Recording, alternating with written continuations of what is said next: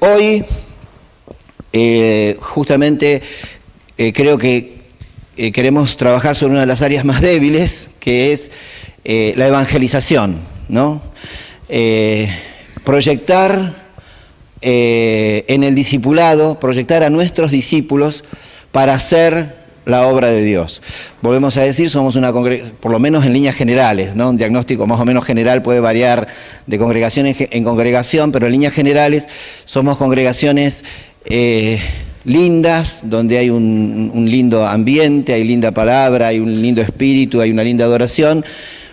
No tenemos muchos apartados, tenemos la puerta de atrás cerrada, pero también tenemos un poco cerrada la de adelante. Y siempre somos los mismos. Entonces, bueno, no es solamente no tener cerrada la de atrás, sino tener bien abierta la de adelante. Y crecer en la evangelización y crecer en el número de bautismos que estamos viendo periódicamente. Amén. Entonces, esta es la carga de hoy. Volvemos al eje discipulado. Estamos queriendo usar las relaciones personales, especialmente las de discipulado, para alentar a todos los miembros de la congregación a hacer la obra, a proyectarse, a hacer cómo hacer la obra del Señor. Amén. Este es el desafío que queremos tomar hoy. Y bueno, lo primero que necesitamos para ser alentados en el hacer la obra es ser alentados en la visión, ¿no? En la visión de lo que Dios quiere hacer. Busqué en el diccionario la definición de visión y dice que se llama visión a la capacidad de interpretar nuestro entorno gracias a los rayos de luz, ¿no? Se refiere a la visión natural. Y el medio que nos proporciona visión natural sería el ojo. La visión espiritual es la capacidad de interpretar lo que Dios quiere hacer por la iluminación del Espíritu. Eso es tener visión de lo espiritual. Y el medio que nos proporciona esa visión espiritual es el Espíritu. Por eso, muchas veces cuando hablamos de discipulado y de formación de vidas, muchas veces se sitúa primero la visión, y está bueno, pero me parece que hay un paso anterior a la visión, que es la comunión con el que da la visión. Primero necesitamos al que da la visión, necesitamos crecer en intimidad, en la gracia, y después viene la visión. Así que primero viene la comunión con el Señor, después viene la visión, primero viene la intimidad con el Señor. Por eso necesitamos a alguien que nos revele. Por eso el comienzo de la obra no es la visión, sino es la oración, es la intimidad con el Señor, la experiencia de la gracia, la experiencia de la libertad, y ahí es donde viene. Visión sin Dios es solo una ilusión, porque nace de mi buena intención, nace de mi mente. Y ese es un peligro que necesitamos corregir, porque muchas veces estudiando versículos y enseñándonos quedamos con un entendimiento de la visión, pero es un entendimiento de la visión que no se encarna, y lo que nosotros necesitamos es una visión revelada, no una revelación aprendida. Necesitamos una visión que se nos hace carne, no una visión que podemos recitarla, sino una visión que entendemos qué es lo que Dios quiere hacer, y entendemos que el Dios de la visión es el que siembra esa carga en nuestro corazón para empujar nuestro corazón para hacer la obra. Por eso es que no queremos una visión intelectual, no queremos recitar de memoria lo que Dios quiere hacer, sino queremos realmente que Dios pueda sembrar en nuestro corazón por el Espíritu Santo, iluminar qué es lo que Dios está proponiendo hacer para que nuestro ser sea empujado por la visión, sea impulsado por esa visión. Si nuestra comprensión de la visión es solo intelectual, no me empuja, solamente me alcanza para recitarla.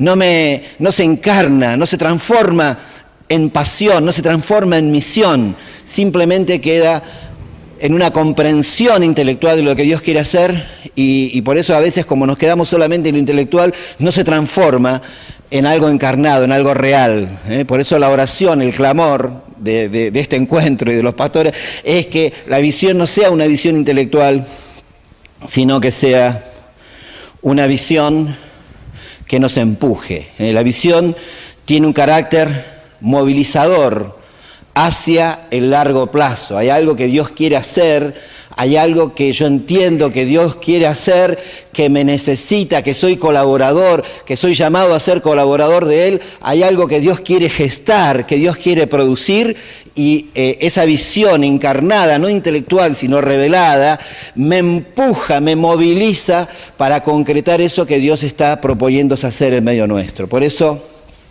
cuando hablamos de visión, básicamente siempre surge este versículo, Proverbio 29, 18, que creo que es uno de los versículos que tiene más traducciones diferentes, porque la palabra es un poco compleja de traducir y vamos a entender la totalidad de la palabra asumiendo todas las, como la suma de todas las traducciones. La NBI dice, donde no hay visión el pueblo se extravía. La Reina Valera dice, donde no hay visión, el pueblo se desenfrena. Más o menos parecido, se extravía, se desenfrena, pierde la guía, se distrae. Interesante la Biblia de Jerusalén, que dice que donde no hay visión, el pueblo se relaja. Pierde ese carácter de motivación que decíamos. Está el extravío, pero también está vivir demasiado sin visión, quedás reducido a vivir demasiado lo cotidiano, demasiado lo presente, no te podés proyectar, no tenés esperanza, no podés trascender la realidad que tenés, ¿no? Dramática la versión 2000 de Reina Valera, que dice, donde no hay visión, el pueblo perece, porque también nos está hablando de lo mismo. Hay extravío, hay relajamiento, pero también hay decaimiento, hay muerte, hay falta de trascendencia, ¿no? Es vivir. Y la versión brasilera, que dice, donde no hay visión, el pueblo se corrompe. Así que interesante, a esto queremos hablar, de un pueblo que es renovado, que no perece, que no se extravía, que no se relaja, que no se corrompe, sino que por esa visión revelada hay un impulso, hay una pasión, hay una encarnación de esa carga del Señor, y esa carga del Señor se transforma en el motor de nuestras vidas. Así que acá queremos repasar un poquitito esto de esta visión de lo que Dios quiere hacer, que hemos aprendido, y que lo quisiéramos en este tiempo justamente hacer esta corrección, quisiéramos que nos acompañen en este clamor de que no sea una comprensión intelectual, porque seguramente si lo tenemos que recitar, lo podemos recitar todos de memoria, pero el desafío, si verdaderamente eso que aprendemos de memoria estuviera bien encarnado, el fruto sería diferente. Entonces tenemos que reconocer que mucho de lo aprendido es estar más reducido a lo intelectual y no está traducido en una pasión, en una encarnación, porque el fruto no corresponde con el que debería ser. Por eso el clamor de este nuevo tiempo que estamos buscando y que lo refleja estos hermosos encuentros que estamos teniendo y ese sentir que tenemos de que algo está pasando, de que algo nuevo está pasando, yo creo que nos podemos unir en este clamor de que haya una revelación de lo aprendido, una mayor encarnación de lo aprendido. Por eso este propósito eterno de Dios, mirado no como algo que lo tenemos que recitar, sino algo que lo tenemos que percibir espiritualmente. Es lo que Dios quiere hacer, es su mandato, es la carga de su corazón, es en aquello que yo tengo que disponerme a colaborar. Yo fui redimido, llamado, salvado, perdonado, santificado para poder colaborar con esta carga profunda del corazón de Dios, de que nosotros seamos colaboradores en la realización de lo que está en el corazón del Señor, que es este propósito. Y ahí tenemos Romanos 8, 29, que dice que nos predestinó para que fuésemos hechos conforme a la imagen de su Hijo, para que Él sea el primogénito entre muchos hermanos. Predestinar significa dar un destino de antemano. Dios te dio un destino. Dios te salvó con un destino dado de antemano, desde antes de la fundación del mundo. Dios te salvó con este destino. Y otro versículo que aporta ahí, Efesios 1, 5, 6, dice: habiéndonos predestinado para ser adoptados hijos suyos por medio de Jesucristo, según el puro afecto de su voluntad, para alabanza de la gloria de su gracia. Así que somos destinados de antemano, pero ¿sabes qué? Por el puro afecto de su voluntad. Por el puro afecto de su voluntad, Él te llamó, te levantó, te destinó para que seas un colaborador de Él, para que participes de sus negocios, para que participes de la carga que hay en el corazón del Señor, y vos te dispongas no a servir tu propia carga, sino a poner tu propia carga en sujeción a la carga del Señor, a lo que Él se pone, incluirla en la carga del Señor, pero que lo determinante sea lo que Él se propone, lo que Él te destinó, lo que Él te necesita para que vos puedas participar y realmente puedas ser coherente con la salvación que has recibido gratuitamente. Porque si has recibido gratuitamente esta salvación, es para que vos renuncies a tu propio proyecto, renuncies a tu propia carga y te sujetes a la carga que el Señor tiene para tu vida. Que todos sabemos bien, una familia de muchos hijos, cada hijo semejante a su Hijo Jesús, para la alabanza de la gloria de su gracia, de la gloria de su gracia, como nos va a seguir hablando, para la alabanza. Este es el propósito eterno de Dios. Esto es la carga del corazón del Señor. Una familia de muchos hijos, donde cada hijo es semejante a Jesús, para la alabanza de la gloria de su gracia. Para esto el Señor te necesita, para esto el Señor te salvó, para esto el Señor te está llamando. Por eso yo decía, deberíamos encarnarlo más, deberíamos tener este llamado no tan intelectual y más encarnado, porque justamente la carga del corazón del Señor, que lo revela a través de la Escritura, es muchos hijos, y ahí es donde el Señor te necesita a vos, para que, dice un pasaje, sea llena mi casa, forzarlos a entrar, para que sea llena mi casa. Ahí es donde el Señor te necesita, que vos vayas a buscar, y que esto se transforme, no en algo intelectual, sino algo revelado, algo encarnado. Y esto que está en el corazón del Señor no es simplemente que seamos una linda congregación de gente que se porta bien, sino Dios está necesitando obreros que salen a buscar al perdido, porque Dios necesita que su casa esté llena. Dios necesita que vos colabores, porque la carga del Señor no es simplemente que vos te portes bien y que tengas una linda familia. La carga del Señor es que vengan los que están afuera. Entonces, por eso necesitamos que el Señor nos revele la carga de su corazón. ¿Les podría pedir un vaso de agua a alguien que esté por la puerta? Para ahí va Luis, Amén. De esa visión de lo que Dios quiere hacer, Esa visión tiene una característica de cuadro, ¿vieron? Tiene una característica como una foto, ¿no? De lo que Dios quiere producir en el futuro, ¿no?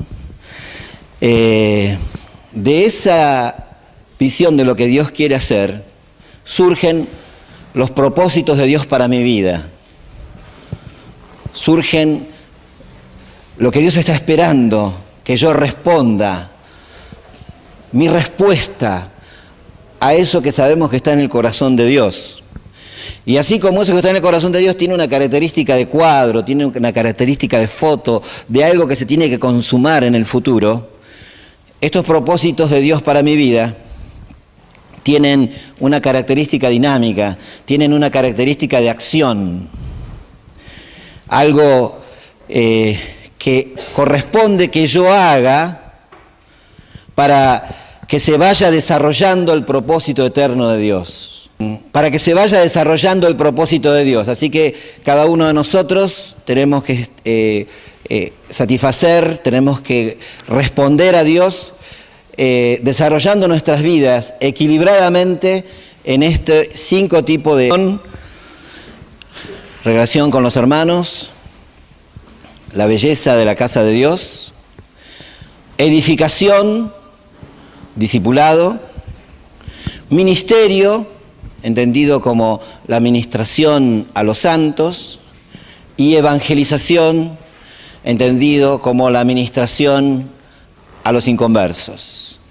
Por un lado está la ministración a los santos, usar de la gracia, del poder, de la verdad, para ministrar a los santos, y por otro lado está el acceso a la gracia y al poder de Dios y a la verdad para ministrar a los inconversos.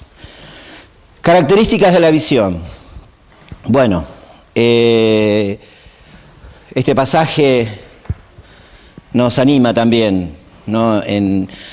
Dice, les suplico, esto está puesto realmente en un tono de clamor por Pablo, por el apóstol, hermanos, en el nombre de nuestro Señor Jesucristo, que todos vivan en armonía, que no haya divisiones entre ustedes, sino que se mantengan unidos en un mismo pensar y en un mismo propósito.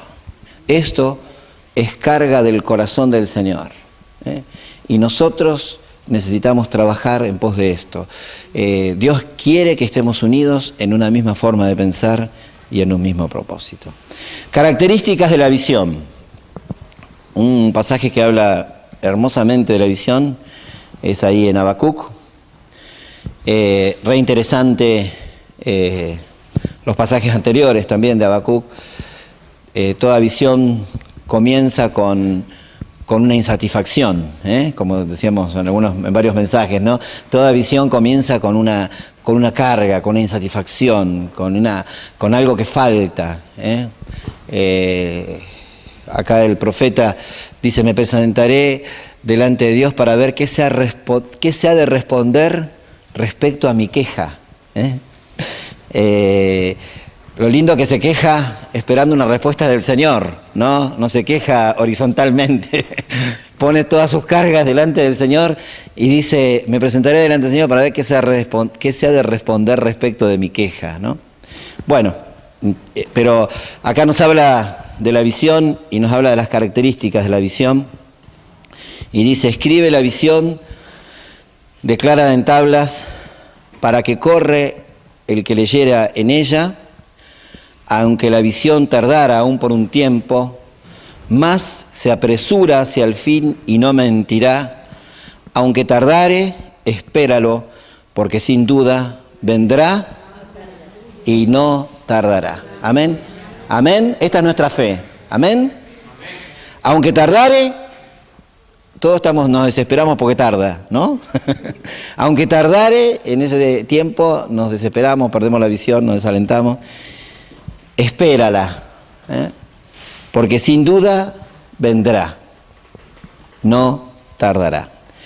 Por eso decimos, la visión es iniciada por Dios, como decimos, es dada por Dios.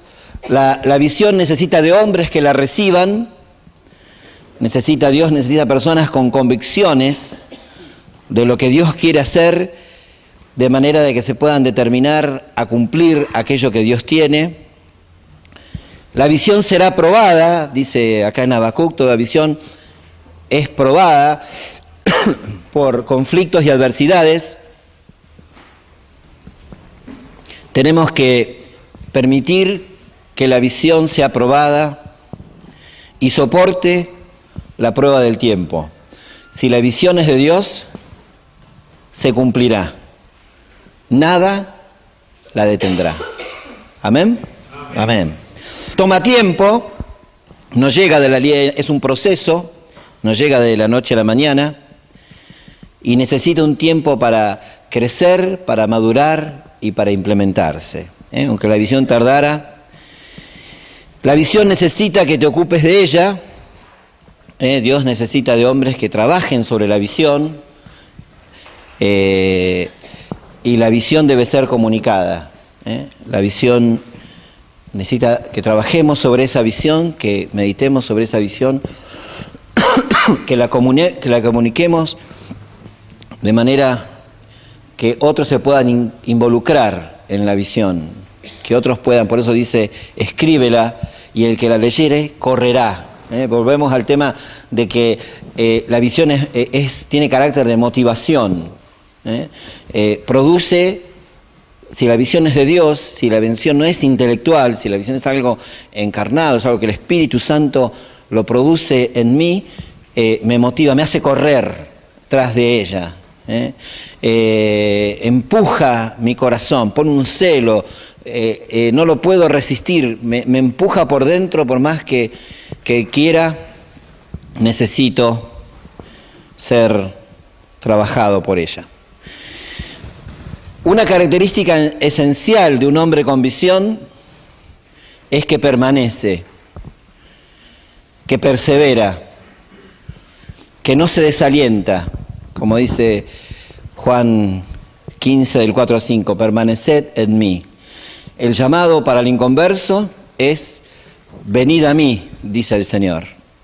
El llamado para el creyente es permaneced en mí, ¿no?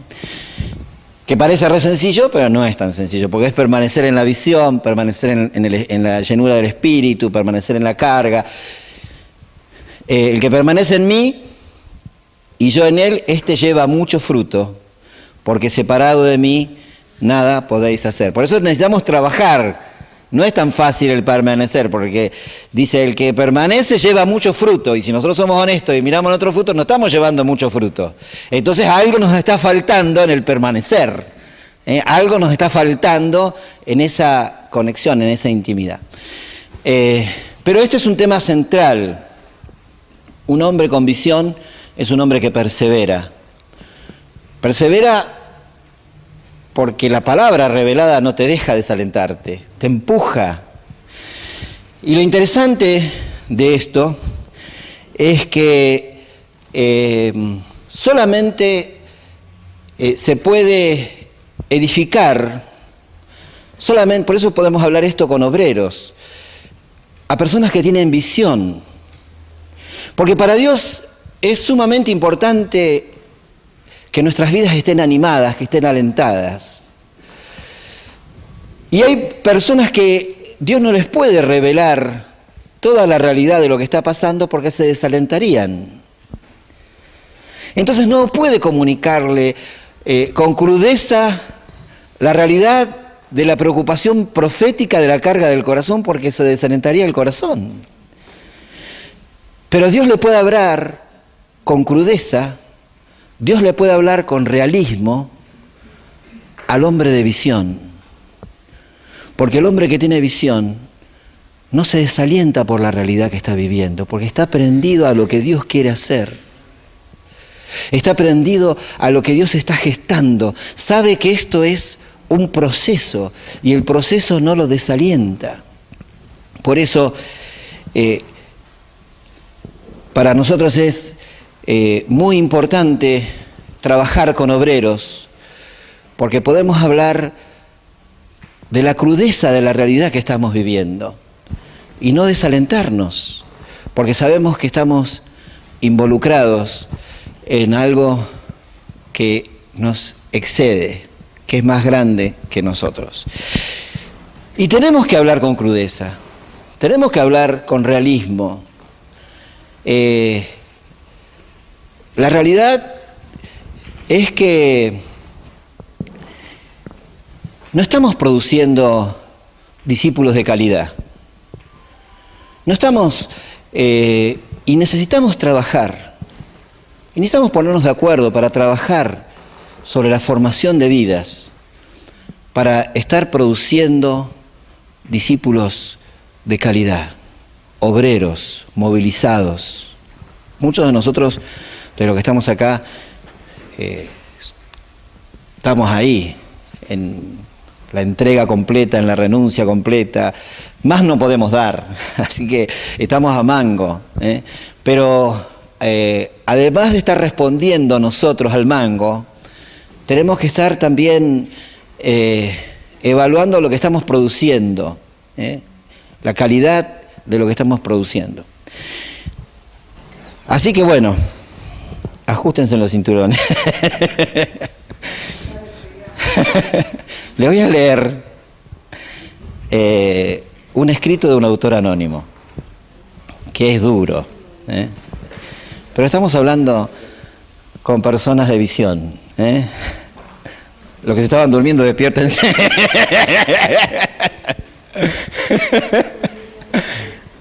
Amén. Es un resumen de algo. Esto está todo en la página a partir de mañana. Es crudo. Y dice: ellos dicen ser pescadores.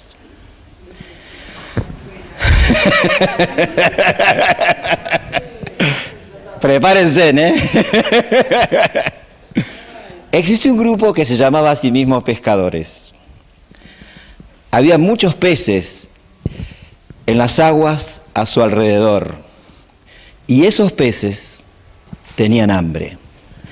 Sucedía que semana tras semana, aquellos que se llamaban a sí mismos pescadores se encontraban en reuniones, hablaban de su llamado a pescar, de la abundancia de los peces y de cómo podrían salir a pescar.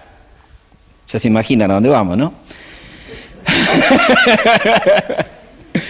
Analizaban cuidadosamente lo que significaba pescar, impulsaban la pesca y declaraban que la pesca siempre tenía que ser la tarea principal de los pescadores. Esos mismos pescadores construyeron grandes y hermosos edificios como base de operaciones de la pesca local. Hicieron falta oradores expertos que explicaran cómo pescar. Además de reunirse regularmente, organizaron una comisión para enviar pescadores a otros lugares donde también habían muchos peces de diferentes colores. La comisión contrató personal y designó comités para emitir declaraciones sobre la pesca. Se construyeron centros de entrenamientos para enseñar la naturaleza de la pesca, sobre cómo reconocer una pesca diferente, cómo acercarse y cómo alimentar un pez. Los pescadores construyeron una imprenta para publicar sus guías de pesca.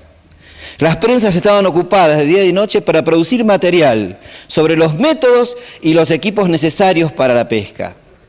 A pesar de toda esa actividad, se notaba que los pescadores no pescaban. Ellos solo suplicaban por los peces. Las comisiones no pescaban, planeaban la pesca. Los maestros de pesca no pescaban, explicaban cómo pescar. Los oradores expertos no pescaban, predicaban acerca de la pesca. Un día, después de un conmovedor discurso, un joven salió de la reunión y se fue a pescar. Al día siguiente informó que había pescado 2 excelentes ejemplares. Fue felicitado por todos y le programaron visitas a todos los lugares posibles para contar cómo lo había hecho. Tuvo que abandonar su pesca con el fin de tener tiempo para hablar sobre las experiencias a los demás pescadores. Finalmente ingresó en el concilio de pescadores como un notable pescador. Sucedió que un día alguien presentó una extraña sugerencia, que aquellos que no pescaban no eran pescadores, sin importar cuánto de pescador afirmaban tener. ¿Puede una persona ser un pescador si año tras año nunca atrapa un pez? Y todos se sintieron muy lastimados por esa pregunta. Amén. Amén. Amén, amén.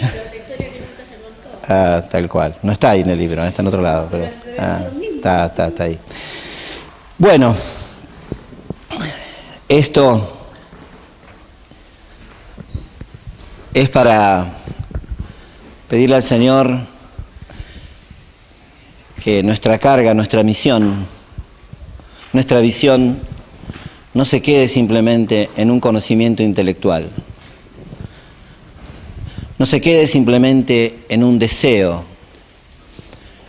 sino, y esto lo podemos hablar, como Dios necesita nuestro aliento, solo se lo puede hablar a personas maduras, se puede hablar a personas con visión, para que al ver su propia realidad no se desaliente, no se siente que es él el que está fallando, sino la condenación no sirve para nada, como bien nos va a decir, no nos ayuda para nada.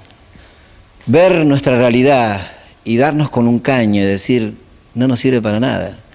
Lo que nos sirve es decir, Señor, tened misericordia de mí, pecador, y ayúdame, y ayúdame. Queremos, vamos a esto, el contexto de la charla es, queremos sembrar visión en nuestros discipulados. Queremos sembrar esta desesperación que Dios tiene por tener muchos hijos y te necesita a vos como pescador. Te necesita a vos para que salgas a buscar al que está necesitando. La visión, entonces, engendra misión. De acuerdo con la visión que tengamos, es la misión con la que nos vamos a comprometer. Tendríamos que, yo tendría que pedir disculpas porque son muchos temas. Esto sería para terminar ahí, orar, pero como queremos respetar sus tiempos y si hiciéramos todos los lunes de todo el año, no podríamos contar con todos. Entonces vamos más rápido, para poder concentrar.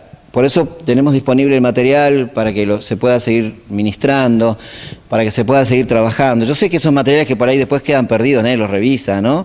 Pero si nos acordamos de que el Espíritu Santo es el que nos está queriendo engendrar esto, que nos está queriendo producir esto, lo vamos a revisar, vamos a seguir siendo trabajados, vamos a seguir clamando y buscando al Señor. Pero bueno, por la urgencia de la vida y de los tiempos, vamos metiendo muchas cosas juntas, pero está todo dentro de la misma carga. Entonces, vamos a ver 3 temas. La visión produce misión y la misión produce pasión. Son los 3 temas que queremos. Y eso tenemos que producirlo en el discipulado. Visión, misión y pasión. De acuerdo con la visión que tenemos, es la misión con la que nos vamos a comprometer. Es interesante acá Hechos 1:8, donde vemos que acá los discípulos, como tenían una visión equivocada, su misión, si Dios no corrigía su misión iba a ser equivocada. Ellos decían, Señor, ¿hasta cuándo nos vas a restablecer el reino de Israel? Y Jesús les dice, no les toca a ustedes conocer la hora ni el momento, pero cuando venga el Espíritu Santo sobre ustedes recibirán poder y serán mis testigos en Jerusalén, en Judea y Samaria y hasta los confines de la tierra.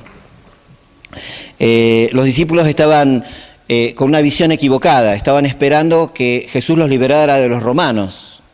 Entonces su misión iba a ser más política, más terrenal.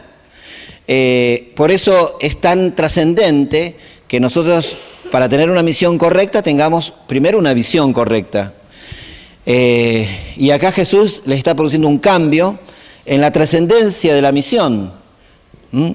Hay un cambio en la trascendencia de la misión. La misión no es terrenal, sino la visión es celestial, es eterna. No se trata de liberar a Israel de los romanos, sino se trata de establecer el reino de Dios en la tierra. Hay un cambio en la fuente de provisión. Cuando venga el Espíritu Santo, Él los comisionará a la misión. No es un hecho político, no es un hecho empresarial, no es cuestión, hagamos una iglesia. No es el hecho de la voluntad de los hombres. Acá Dios le cambia la fuente. No depende de que ustedes se pongan de acuerdo. Cuando venga el Espíritu Santo, la fuente es el que... Hay un cambio de estrategia. Ya no es simplemente liberarse de los romanos, sino es que es implementar el reino de Dios. Y hay una simplificación en nuestro protagonismo. Solo nos toca ser testigos de lo que Dios hace. La fuente es el Espíritu Santo, el llamado es el Espíritu Santo, y no nos toca ser protagonistas, nos toca ser testigos. Nos toca agarrar a los que no conocen a Dios y decirle, mira, Dios te quiere hablar. Yo soy testigo de lo que Él quiere hacer en tu vida. No soy yo el que convierto, el que transformo, es el Espíritu Santo. Yo simplemente soy el nexo y le digo, mira, prestale atención porque Dios te está buscando, Dios te quiere transformar, Dios te quiere cambiar. No soy yo el protagonista. Y al cambiar del protagonismo también se quita un poco el orgullo, se quita el creer que las cosas ocurren porque las hice yo, y nos quita el afán, nos quita la aflicción, porque la obra, como tiene mucha aflicción, si la hacemos con una carga pesada, nos vamos a quedar enfermos por la obra, nos vamos a quedar cargados por la obra, pero acá el protagonista es el Señor y el que transforma las vidas es el Señor. ¿Amén? Amén. Es una gran comisión.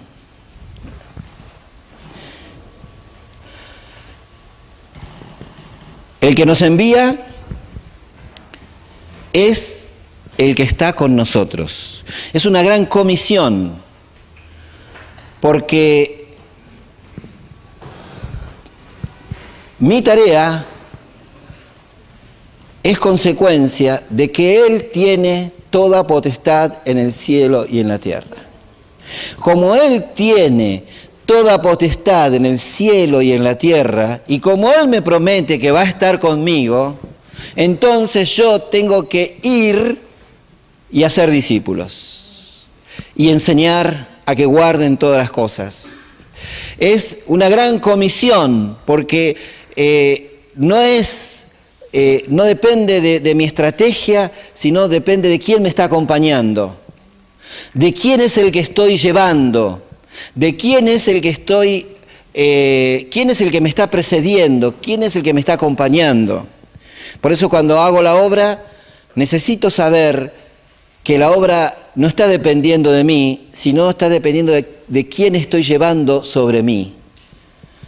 Cuando entro a una casa, esa casa es bendecida, no porque viene el gran pastor, el gran predicador, sino porque en esa casa está entrando Jesús. Y yo soy simplemente el burro que lo estoy llevando para que entre. Siempre me gusta esa canción del burro, no sé si la escucharon alguna vez, dice que el burro se cree que todos los aplausos son para él. Y dice, qué grande que soy, miren cómo me aplauden. Y entonces la canción dice, no seas burro, no es a vos a que te aplauden. Es el que va arriba tuyo. Así que esta es la gran comisión. Es el que va, al que nosotros trasladamos, al que nosotros conducimos, el que hace la obra. Y ese que hace la obra es el que nos da el poder para realizar esa obra. Habiendo reunido a sus 12 discípulos, les dio poder y autoridad sobre los demonios para sanar enfermedades, y los envió a predicar el reino de Dios y a sanar a los enfermos. Entonces, la definición de nuestra misión es yendo desde el lugar donde te encuentras, casa, trabajo, comunidad, donde estás, predicar el Evangelio, hacer discípulos y manifestar el poder de Dios. Yendo, predicar el reino de Dios y sanar a los enfermos. Porque se nos dio autoridad para hablar verdad con autoridad, y se nos dio autoridad para manifestar el poder de Dios con autoridad. Así que son los dos condimentos de la misión. Necesitamos estar llenos de verdad y de gracia. Necesitamos estar llenos de unción y de conocimiento de la palabra. Necesitamos las dos cosas, palabra y poder. La obra de Dios se hace con las dos cosas. Palabra que desnuda, que quebranta, y poder que transforma. Necesitamos las dos cosas que trabajen en forma concomitante. De esa misión, de esa misión que nos da el Señor, hace falta que nos pongamos de acuerdo en estrategias, en planes y en formas de realizarlas, para estar trabajando todos en la misma dirección. Por eso está el Plan 2020, que es una estrategia puesta por el Señor, que nos ponemos de acuerdo para concretar esa visión que tenemos, para responder a esa misión que sentimos, pero además de responder a esa misión diciendo, sí, voy a hacer, como es una gran comisión, que no necesito solamente la asistencia del Espíritu Santo, sino necesito a mis hermanos, necesito ponerme de acuerdo con mi hermano acerca de cómo lo vamos a hacer, de qué vamos a hacer para hacer todos lo mismo. Las características entonces de la visión es que clarifica el foco, qué hacer y cómo hacerlo, simplifica la toma de decisiones. Tengo que pensar si esto colabora o estorba con la misión que estamos haciendo. Concentra nuestros esfuerzos, desecha todo aquello que nos puede entretener, desata la creatividad, provee un sentido de unidad y desarrolla una actitud de equipo.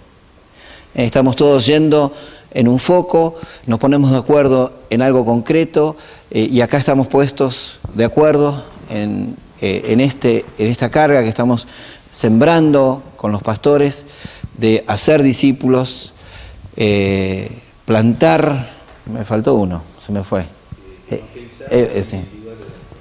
Plantar una iglesia y formar una buena.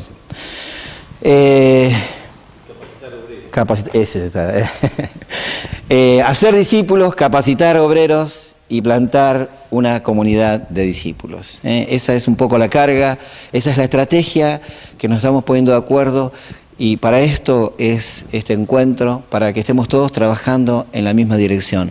Hacer discípulos, formar obreros y plantar iglesias. Amén. Esta es la estrategia común. Así que necesitamos una visión, necesitamos una misión, y esa misión necesitamos concretarla en forma de estrategias y de formas concretas. Y por último, entonces, la visión produce pasión. Tenemos que trabajar en los discipulados para no tener solamente personas formadas, sino tener personas apasionadas. Y eso tienes una carga, que eso es algo que tenemos que ministrar en nuestras relaciones. Nosotros somos el modelo. Hay un hombre de Dios que decía: yo ardo y quiero que los demás me vean arder. Y ese es lo que nosotros vamos a motivar por el ardor por el fuego en nuestro corazón.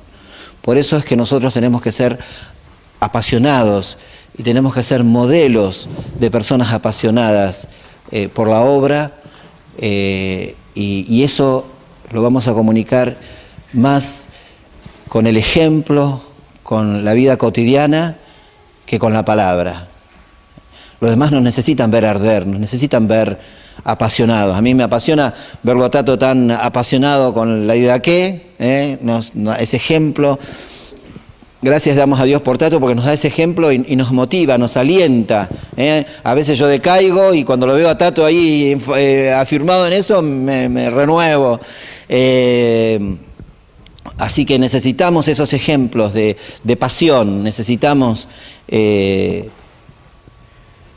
¿Cómo se hace para trabajar un corazón, nuestro corazón, para llegar a tener actitudes como estas, que nos refleja acá el apóstol en 2 Corintios?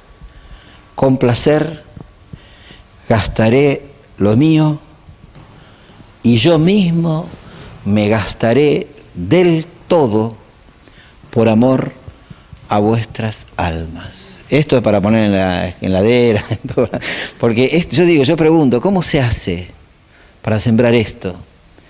En los discípulos, en los hijos, en los amigos, en los hermanos. ¿Cómo se hace para sembrar?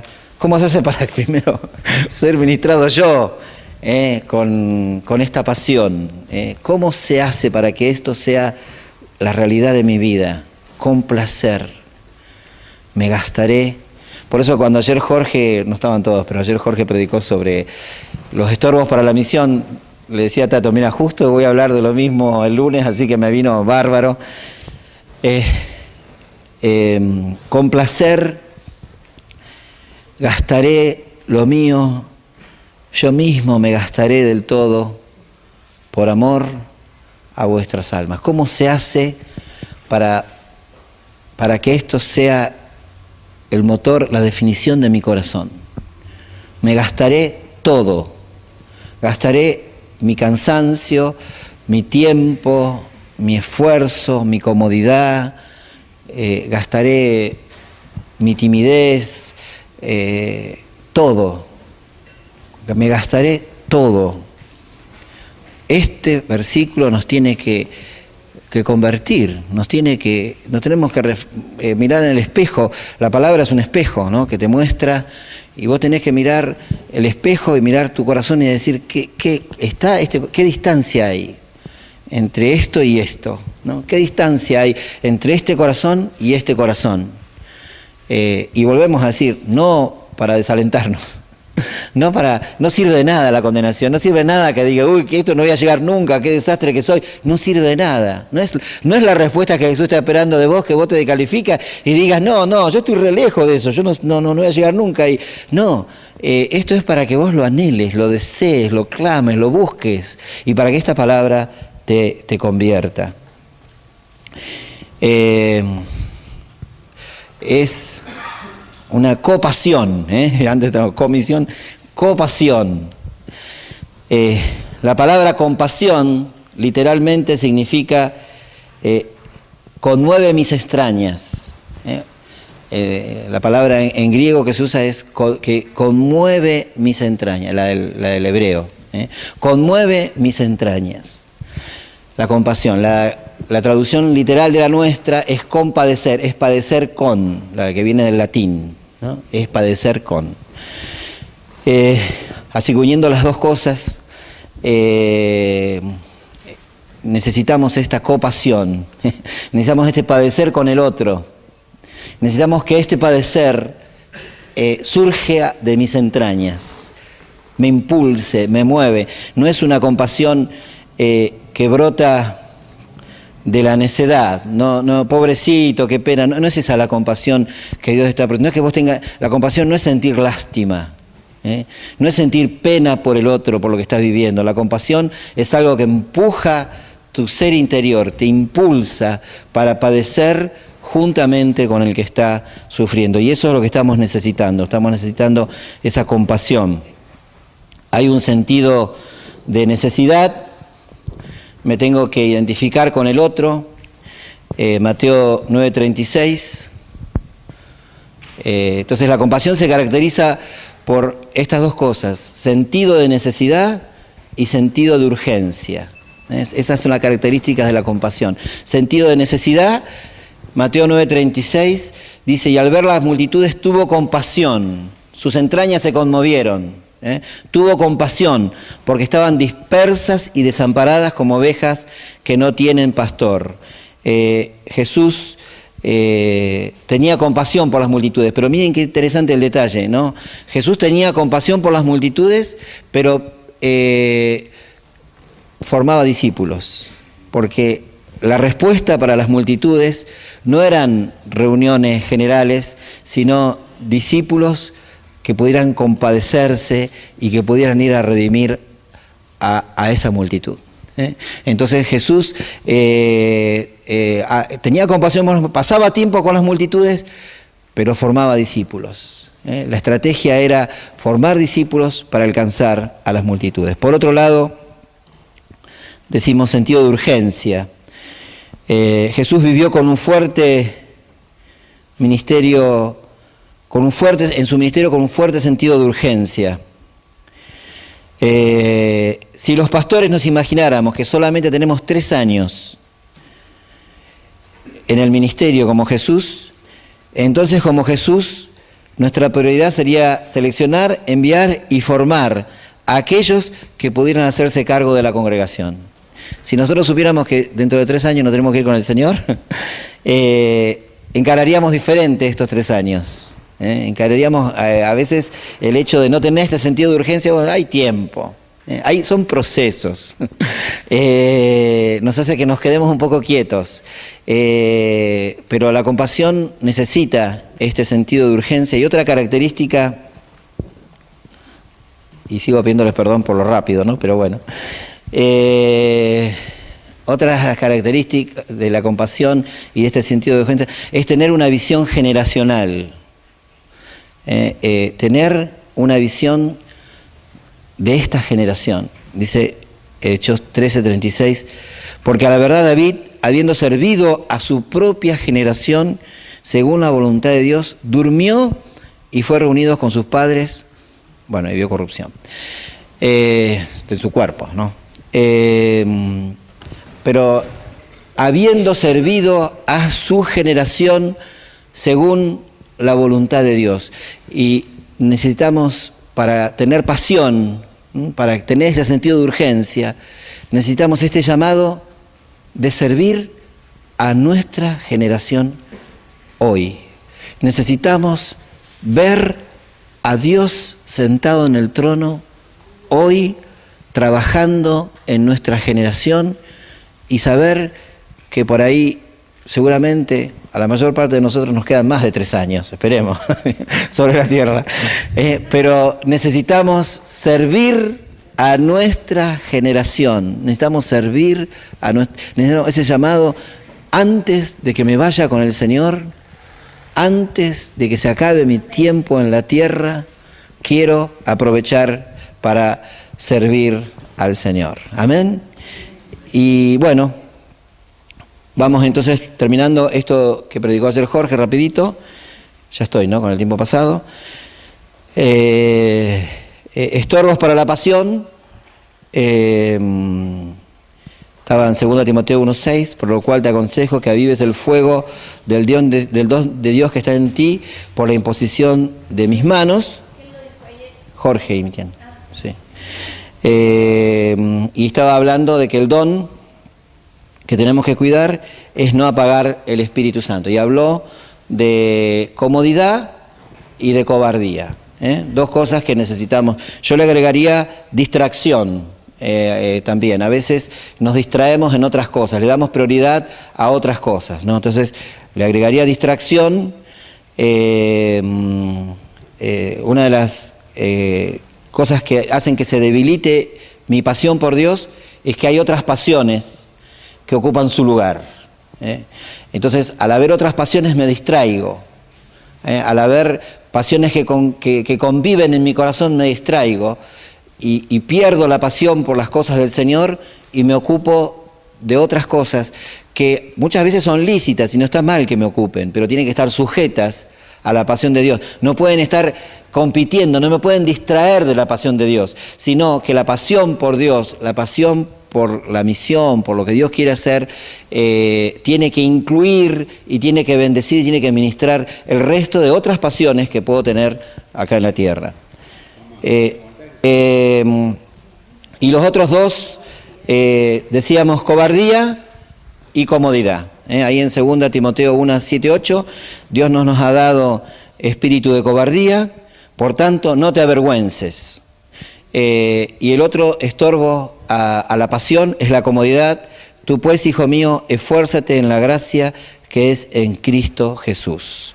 Es lo mismo que se le dijo a Josué 1:8, 3 veces, esfuérzate y sé valiente. Amén.